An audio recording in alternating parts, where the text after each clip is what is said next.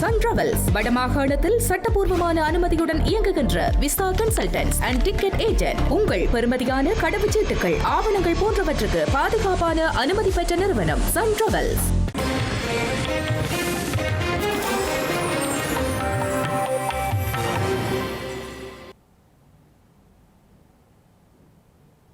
வணக்கம். இது ஐபிசி தமிழின் பிரதான செய்திகள். முதலில் தலைப்புச் செய்திகள். கட்டுநாயக்கவில் அவசரமாக தரையிறங்கிய துருக்கி விமானம், பறவை மோதியதால் பரபரப்பு. யோசிதவுடனான திருமணத்திற்கு அப்பாற்பட்ட உறவு, காதலி வெளியிட்ட தகவல். நீர்கொழும்பு சிறைச்சாலை கலவரம், உண்மை நிலையை வெளியிடுமாறு ஐநா மனித உரிமைகள் அலுவலகம் கோரிக்கை. பிரேசில் பிரஜையை கடத்தி கப்பம் கோரல், போலீஸ் சுற்றுலா காவல்துறை வேடமிட்ட மூவர் கைது. நடிகர் பிரகாஷ் ராஜுக்கு முன்பிணை, பல மாநிலங்களின் வாக்காளர் அட்டைகளை வைத்திருந்ததாக குற்றச்சாட்டு. பிரித்தானிய மன்னர் சார்ல்ஸை குடும்பத்துடன் சந்தித்த ஹாரி, 4 ஆண்டுகளின் பின் சந்திப்பு. இனி தொடர்வது விரிவான செய்திகள். கொழும்பு சர்வதேச விமான நிலையத்திலிருந்து இன்று காலை துருக்கியின் ஸ்தான்புல் நகரை நோக்கி பயணித்த துருக்கி ஏர்லைன்ஸ் விமானத்தின் மீது பறவை கூட்டம் ஒன்று மோதியதால் புறப்பட்ட சிறிது நேரத்திலேயே குறித்த விமானம் அவசர நிலையை அறிவித்து திரும்ப வேண்டிய சூழ்நிலை ஏற்பட்டது. எனினும் குறித்த விமானத்தில் வானில் எரிபொருளை வெளியேற்றும் அமைப்பு இல்லாத காரணத்தால் தரையிறங்குவதற்கு முன்னர் விமானத்தின் எரிபொருளின் எடையை குறைப்பதற்காக சுமார் 3 மணி நேரம் நீர்கொழும்பு கடற்கரைக்கு மேல் அது தொடர்ச்சியாக வட்டமிட்டதால் பரபரப்பு நிலை ஏற்பட்டுள்ளது. கட்டுநாயக்க விமான நிலையத்திலிருந்து துருக்கியின் ஸ்தான்புல் நோக்கி இன்று காலை பயணித்த விமானம் மீது பறவை ஒன்று மோதியுள்ளது. 253 பயணிகள் மற்றும் 10 பணியாளர்களுடன் கட்டுநாயக்கவில் இருந்து துருக்கியின் ஸ்தான்புல் நோக்கி பயணித்த டிகே 731 என்கின்ற விமான எண்ணுடைய ஏர்பஸ் A330-300 விமானம் மீது பறவை மோதியுள்ளது. இதனால் பாதுகாப்பு காரணங்களுக்காக விமானத்தை மீண்டும் தரையிறக்க விமானி தீர்மானித்தார். குறித்த விமானத்தில் எரிபொருளை வெளியேற்றும் அமைப்பு பொருத்தப்படாத காரணத்தால் விமானம் சில மணி நேரம் நீர்கொழும்பு களப்பு கடற்பரப்புக்கு மேலாக பறந்து எரிபொருளை குறைக்கும் பணியில் ஈடுபட்டது. எரிபொருளை குறைத்த பின் குறித்த விமானம் கட்டுநாயக்க விமான நிலையத்தில் பாதுகாப்புடன் தரையிறங்கியது. விமானம் தரையிறங்குவதற்கு முன்னதாக பண்டாரநாயக்க சர்வதேச விமான நிலையத்தில் உள்ள அவசர மீட்பு மற்றும் தீயணைப்பு சேவைகள் வழக்கமான இயக்க நடைமுறைகளுக்கிணங்க தயார் நிலையில் வைக்கப்பட்டிருந்ததாக தெரிய வருகிறது. மஹிந்தவின் புதல்வனான யோசித்தவை மையப்படுத்திய பணச்செலவை மோசடி வழக்கு தற்பொழுது அவரின் பழைய காதல் மற்றும் திருமணத்துக்கு அப்பாற்பட்ட உறவையும் நீதிமன்றத்தில் பகிரங்கப்படுத்தியுள்ளது. அந்த வகையில் முன்னாள் ஊடக நிர்வாகி யசார அபேநாயக்கு தான் யோசித்த ராஜபக்ஷவுடன் 4 வருடங்கள் உறவில் இருந்ததாகவும் இருவரும் திருமணம் செய்த பின்னர் 59 மில்லியன் ரூபாய் பண மோசடியில் தெஹிவளை மிகுந்து மாவட்டத்தில் நிர்மாணிக்கப்பட்ட வீட்டில் வாழ்வதற்கு திட்டமிட்டதாகவும் அவர் குறிப்பிட்டுள்ளார். கொழும்பு மேல் நீதிமன்றத்தில் நடக்கும் இந்த வழக்கில் அரசு தரப்பு சாட்சியாக நிறுத்தப்பட்ட முன்னாள் ஊடக நிர்வாகி யசார அபேநாயக்க இந்த பரபரப்பு விடயங்களை வெளிப்படுத்தியுள்ளார். யோசித ராஜபக்ஷவுடன் 2009 ஆண்டு முதல் 2013 ஆண்டு வரை தான் உறவில் இருந்த போதிலும் தமது யாதகம் பொருந்தாத காரணத்தால் திருமணம் செய்யவில்லை என்று அவர் குறிப்பிட்டார். தாம் இருவரும் திருமணம் செய்த பின்னர் பணச்செலவை மோசடி மூலம் 59 மில்லியன் ரூபாவில் கட்டப்பட்டதாக குற்றம் சாட்டப்படும் தெஹிவளை மிகுந்து மாவட்ட வீட்டில் குடியேறுவதற்கு திட்டமிட்டதாகவும் அவர் குறிப்பிட்டார். 2009-2013 ஆண்டு காலப்பகுதியில் யோசித்தவால் அல்லது அந்த வீட்டு சொந்தக்காரியாக கருதப்படும் டெய்சி பாட்டியால் விளக்க முடியாத வகையில் 59 மில்லியன் ரூபாவுக்கும் அதிகமான பணம் 3 தனியார் வங்கிகளின் நிலையான வைப்பு கணக்குகளில் பணச்செலவை மூலம் வைப்பு செய்யப்பட்டதாக குற்றம் சாட்டப்பட்டுள்ளது. நீர்கொழும்பு சிறைச்சாலையில் இடம்பெற்ற மோதலில் ஏற்பட்ட உயிரிழப்புகள் மற்றும் ஏனைய சிறைச்சாலைகளில் கைதிகளுக்கு எதிராக முன்னெடுக்கப்பட்டு வரும் பழிவாங்கல் நடவடிக்கைகள் தொடர்பில் ஐக்கிய நாடுகள் சபையின் மனித உரிமைகள் அலுவலகம் கவலை வெளியிட்டுள்ளது.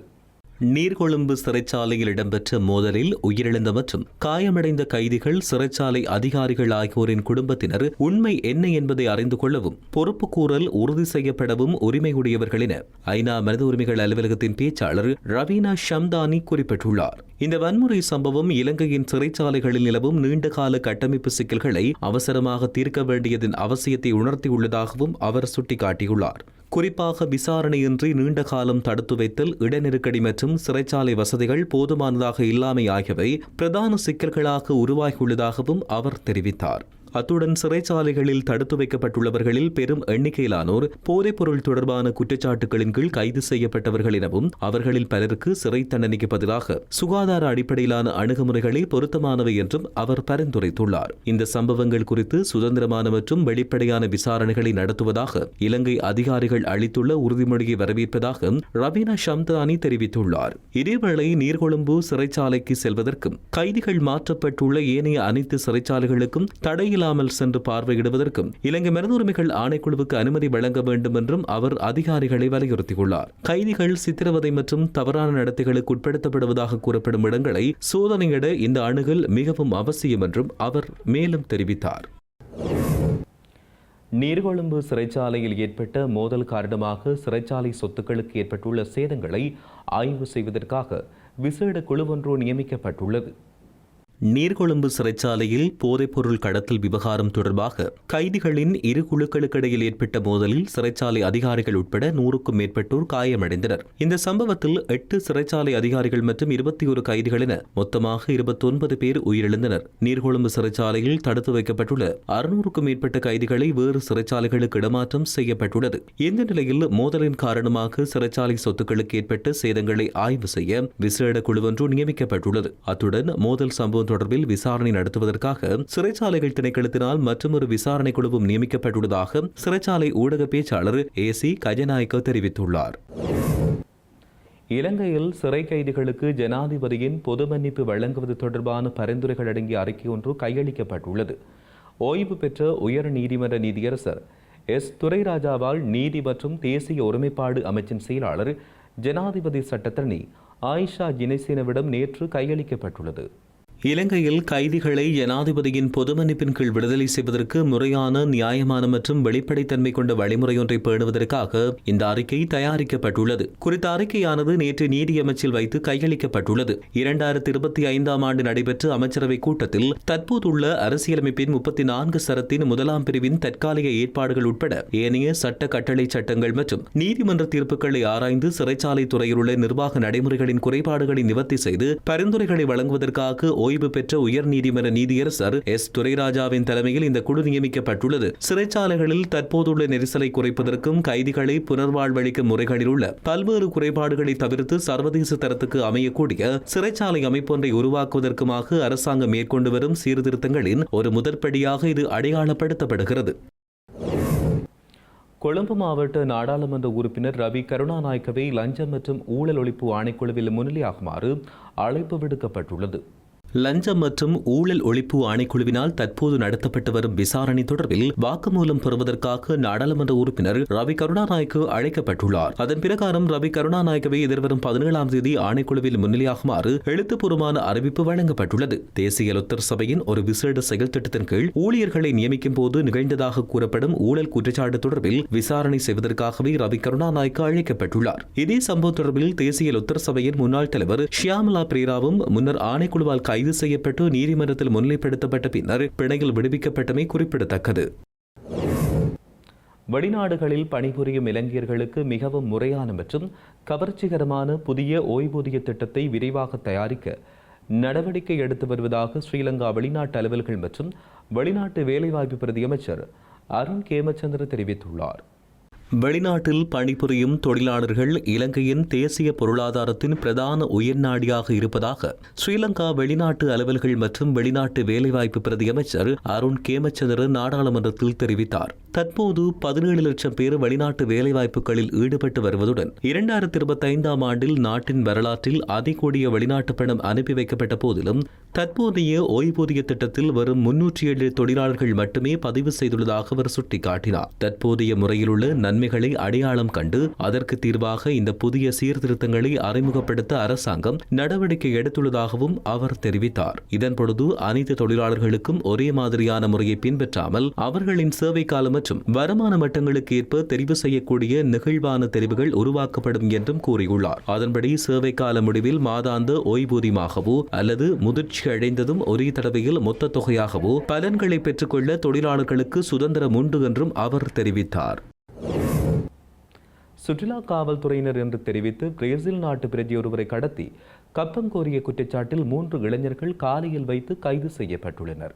காலி டல்பி பகுதியில் உள்ள விடுதியொன்றில் தங்கியிருந்து பிரேசில் நாட்டு சுற்றுலா பயணி ஒருவரின் அறைக்குள் நுழைந்த இரு சந்தேக நபர்கள் தாங்கள் சுற்றுலா காவல்துறை அதிகாரிகள் என்று கூறி அவரின் அறையை சோதனையிட்டுள்ளனர். இதன்பொழுது பயணியின் பிரேசில் நாட்டு கடவுச்சீட்டு, அமெரிக்க ஆவணங்கள், கையடக்க தொலைபேசிகள் மற்றும் பல உடைமைகளை அவர்கள் வலுக்கட்டாயமாக பறிமுதல் செய்துள்ளனர். அதன் பின்னர் மூன்றாவது சந்தேக நபர் ஒருவரும் இணைந்து சுற்றுலா பயணியை கைவிலங்கிட்டு அச்சுறுத்தியுள்ளதோடு அவரை கைது செய்யாமல் இருக்க கொழும்பில் உள்ள சிரேஷ்ட காவல்துறை அதிகாரி ஒருவருக்கு லஞ்சம் கொடுக்க வேண்டும் என்றும் கூறியுள்ளனர். இதற்காக அவர்கள் 30 லட்சம் ரூபாவை கப்பமாக கோரியுள்ளனர். இதுகுறித்து காவல்துறையினருக்கு கிடைக்கப்பட்ட முறைப்பாட்டின் பிரகாரம் 25 மற்றும் 26 வயதுடைய 3 சந்தேக நபர்கள் கைது செய்யப்பட்டுள்ளனர். கைது செய்யப்பட்டவர்களிடமிருந்து குற்றச்செயலுக்கு பயன்படுத்தப்பட்டதாக கூறப்படும் மகிழுந்தொன்றும் மீட்கப்பட்டுள்ளது. கைது செய்யப்பட்ட சந்தேக நபர்களை காலி நீதவான் நீதிமன்றத்தில் முன்னிலைப்படுத்த மேலதிக சட்ட நடவடிக்கைகள் மேற்கொள்ளப்பட்டு வருவதாக தெரிவிக்கப்படுகிறது.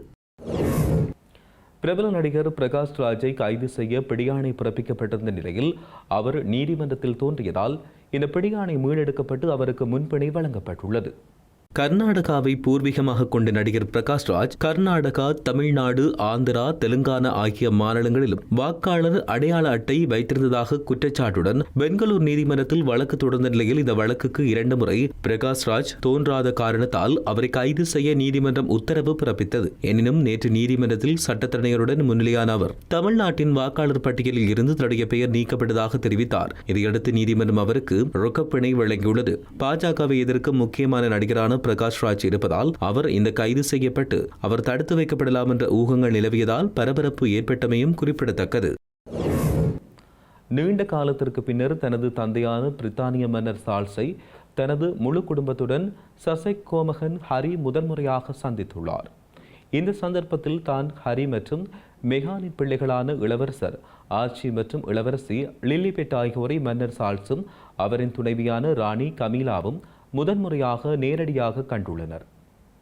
பிரித்தானியாவுக்கு இந்த வாரம் வருகை தந்த சசெக்ஸ் கோமகன் ஹரி குடும்பம் நேற்று இங்கிலாந்தின் குளோசஸ்ட்ரைஷாவில் உள்ள மன்னர் சார்ல்ஸின் தனிப்பட்ட பண்ணை இல்லத்தில் இந்த வரவேற்பை பெற்றுள்ளார். மறைந்த ராணி எலிசபெத்தின் பிளாட்டினம் ஜூபிலி கொண்டாட்டங்களின் பின்னர் 4 ஆண்டுகளுக்கு பிறகு மன்னர் சார்ல்ஸின் முழு குடும்பத்தையும் ஹரி குடும்பம் சந்தித்தது இதுவே முதன்முறையாகும். இந்த 4 ஆண்டுகளில் ஹரி பலமுறை இங்கிலாந்தில் தனியாக குறுகிய பயணங்களை மேற்கொண்டார். குறிப்பாக 2022ஆம் ஆண்டு தன்னுடைய பாட்டியின் இறுதிச் சடங்கிலும் 2023ஆம் ஆண்டு தனது தந்தையின் முடிசூட்டு விழாவிலும் கலந்து கொண்டார். எனினும் தற்போதுதான் தன்னுடைய பிள்ளைகளுடன் மன்னர் சார்ல்ஸை அவர் சந்தித்துள்ளமை குறிப்பிடத்தக்கது. செய்திகளின் நிறைவாக மீண்டும் தலைப்புச் செய்திகள்.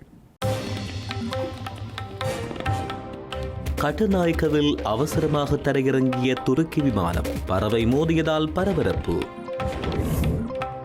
யோசிதவுடனான திருமணத்திற்கு அப்பாற்பட்ட உறவு, காதலி வெளியிட்ட தகவல். நீர்கொழும்பு சிறைச்சாலை கலவரம், உண்மை நிலையை வெளியிடுமாறு ஐநா மனித உரிமைகள் அலுவலகம் கோரிக்கை.